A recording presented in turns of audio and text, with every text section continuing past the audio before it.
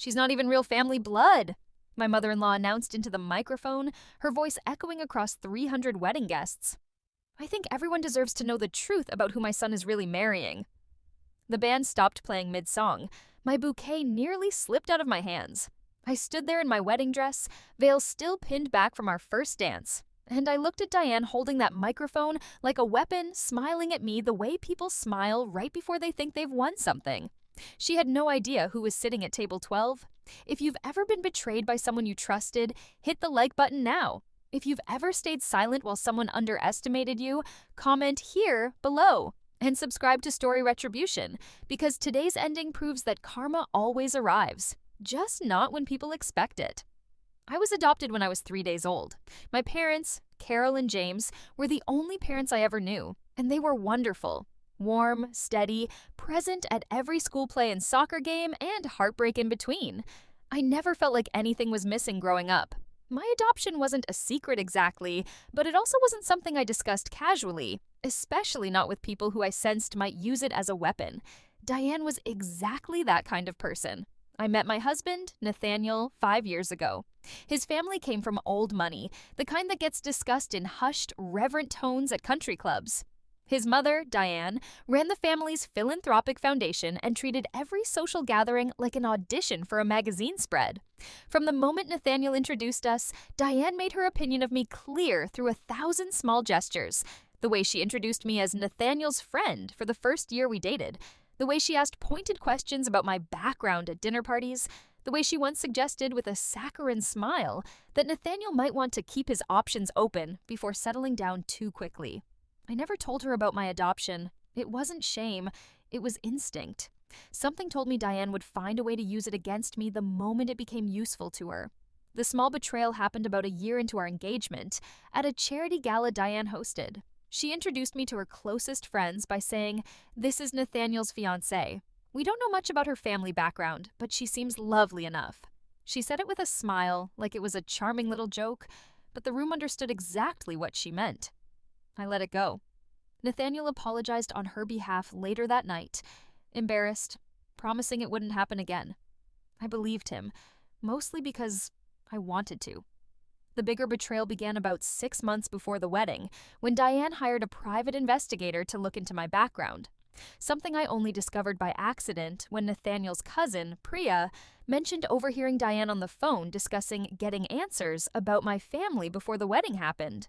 Priya thought it was strange enough to mention it to me quietly, uncertain what it meant. I confronted Nathaniel about it, and he was as shocked as I was. He spoke to his mother directly, and Diane, cornered, admitted she had hired someone but insisted it was simply due diligence for the family, framing it as protecting the family's reputation rather than anything malicious. Nathaniel was furious, but Diane, as always, managed to soften the conversation into something that sounded almost reasonable by the time it ended. I should have known she wasn't finished. About 3 months before the wedding, something remarkable happened. Something I could never have planned or predicted. My biological father found me. I had registered with a DNA ancestry service years earlier, mostly out of curiosity, never expecting much to come of it. A match appeared, flagged as a close biological relative, and after several careful emotional phone calls, I learned that my biological father was a man named Richard Hensley, a retired businessman who had faced a difficult, complicated situation at 19 years old that led to placing me for adoption, a decision he told me, through tears during our first video call, he had thought about every single day since. Richard and I met in person for the first time 2 months before the wedding.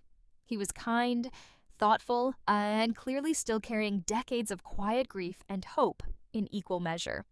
During one of our conversations, something remarkable came up.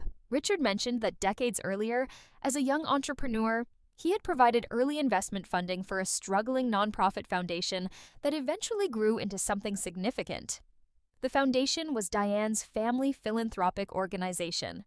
The same organization Diane now ran and treated as the crown jewel of her family's social standing had survived its earliest, most fragile years because of funding from my biological father. Richard had no idea his old investment had connected, decades later, to his own biological daughter's future mother-in-law.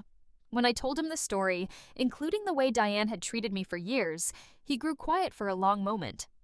"I'd like to come to the wedding," he said finally. "If you'll have me." I invited him as my guest, choosing not to tell Diane or even Nathaniel's extended family who he was. I told Nathaniel privately, and only Nathaniel, understanding that whatever happened next needed to unfold naturally, without being staged or rehearsed. The wedding day arrived, beautiful and warm, exactly the kind of day I had pictured for years. Richard sat quietly at table 12, introduced simply as a family friend, watching the ceremony with tears in his eyes that I noticed even from the altar. The public humiliation scene happened during the reception, right after the toast concluded. Diane, who had been drinking steadily throughout the evening, gestured for the band to pause and took the microphone from the DJ before anyone could stop her.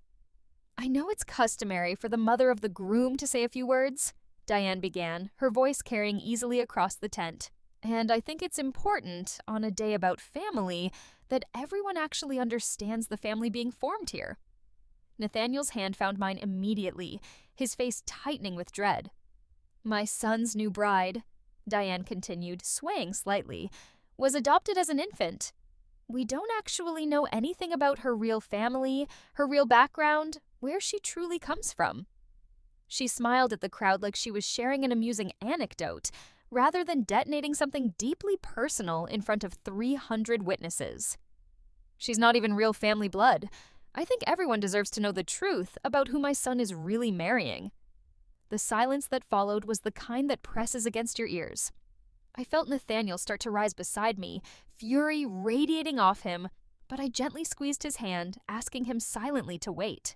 The silent preparation I had been quietly carrying for months, not planned as revenge, simply held close as a private truth I hadn't been ready to share yet, suddenly felt exactly right for this moment. I stood, smoothing my wedding dress, and walked calmly toward the small stage where Diane still held the microphone, her smile faltering slightly as I approached. "May I?" I asked, holding out my hand for the microphone. Diane, caught off guard by my calm, handed it over. "Diane's right," I said, my voice steady, carrying clearly across the stunned tent. "I was adopted. I've never hidden that. It's one of the truest, most important facts of my life, and I'm incredibly grateful every single day for the parents who raised me." A few guests began nodding, uncertain where this was heading. "But Diane implied something else," I continued. "She implied that not knowing my biological family somehow makes me less than whole, less deserving of standing here today." I paused, letting my eyes drift toward table 12. "As it turns out, I do know my biological family. I met my biological father 3 months ago."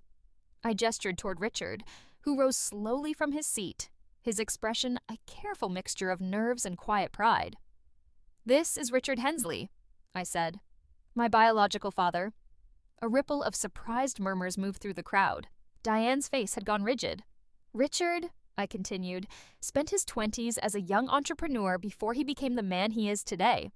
Decades ago, he provided early funding for a small, struggling nonprofit that was barely staying afloat in its first difficult years." I let the silence stretch for a moment before delivering the line I hadn't fully planned, but somehow knew, standing there, was exactly true. "That nonprofit," I said, "eventually became the Whitmore Family Foundation." "Wait, what?" Nathaniel's aunt said from somewhere near the front, staring between me and Diane. Diane's face drained of every trace of color, the microphone-less confidence she'd carried moments earlier collapsing entirely. That's impossible," Diane stammered. Richard stepped forward calmly. "I have the original investment documentation, if anyone would like to verify it," he said, his voice gentle but firm.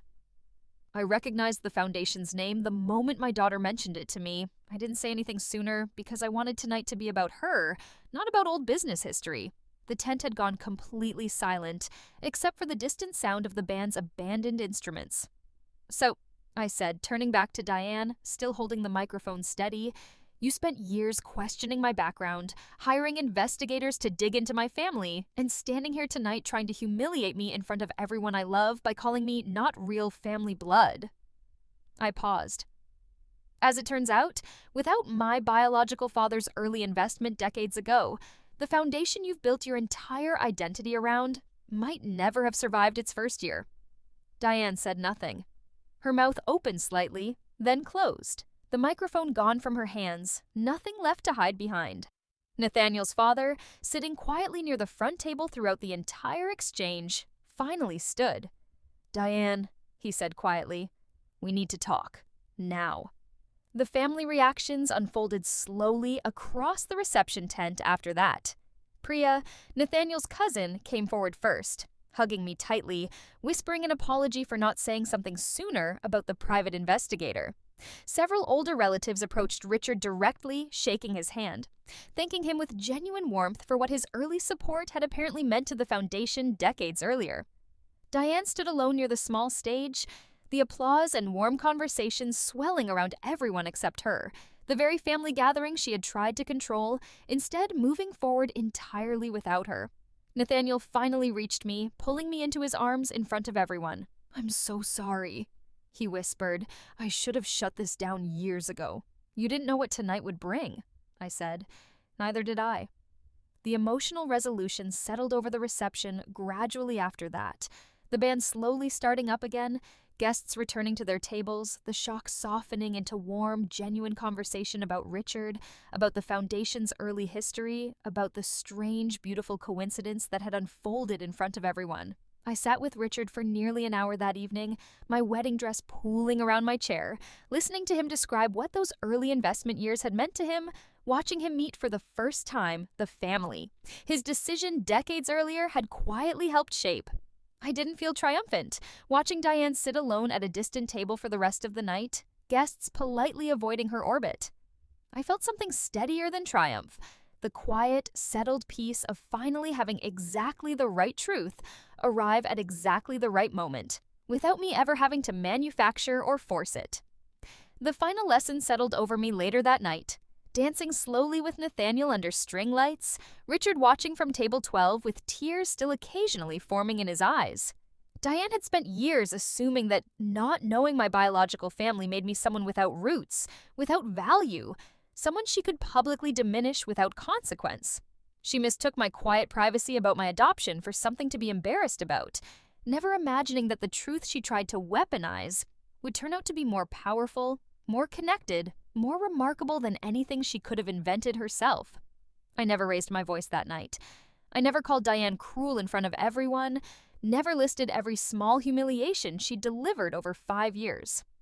I simply let the truth, arriving in the form of a quiet man at table 12, do what nothing else ever could. Karma doesn't announce itself with shouting. It doesn't arrive the moment betrayal happens. Sometimes it waits patiently for decades, sitting quietly at table 12, until the exact moment someone picks up a microphone to diminish the very family they never knew was already sitting in the room. If this story resonated with you, hit that like button right now. Tell me in the comments, what would you have done in my situation? If you enjoy stories about family betrayal, emotional drama, shocking revenge, and the justice that always finds its way back, subscribe to Story Retribution and turn on the bell so you never miss the next story. Tomorrow's story might be even more unbelievable. See you then.